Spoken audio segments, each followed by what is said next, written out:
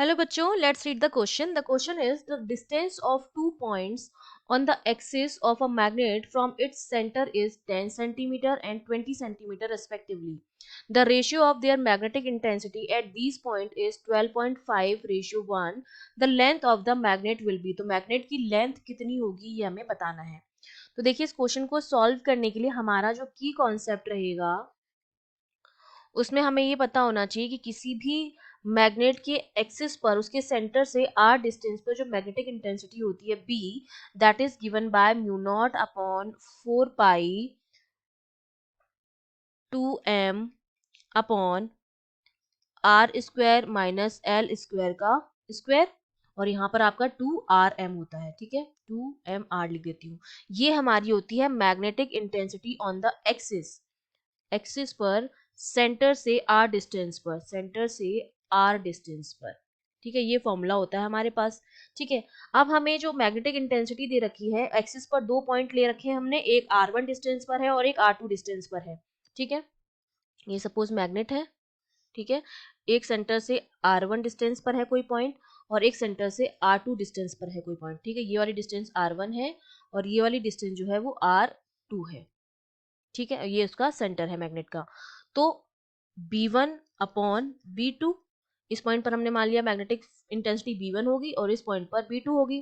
तो B1 upon B2 का अगर मैं रेशियो निकालूं तो वो मेरे पास कितना हो जाएगा, क्योंकि B का फॉर्मूला मुझे पता है.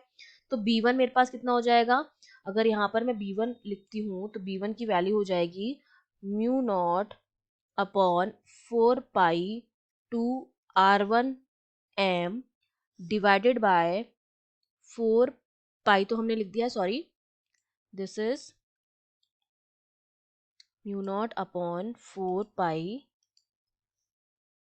ये इसको इस तरह से लिख देते हैं, अपॉन ये 4 पाई और इसके साथ क्या आ जाएगा r1 का स्क्वायर माइनस l का स्क्वायर.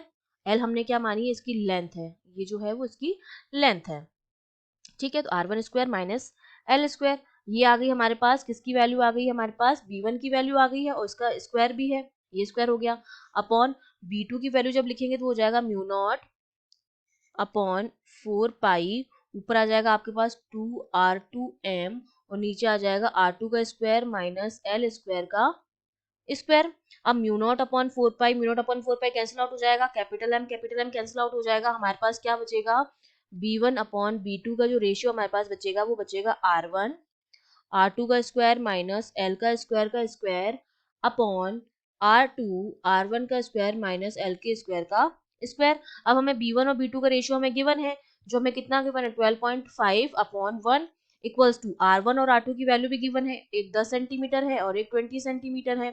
तो r1 की वैल्यू जो है वो 10 सेंटीमीटर है, r2 जो है 20 सेंटीमीटर, 20 का स्क्वायर माइनस l के स्क्वायर का स्क्वायर अपॉन r2 की वैल्यू कितनी है 20, ये हो जाएगा 10 का स्क्वायर माइनस एल के स्क्वायर का स्क्वायर.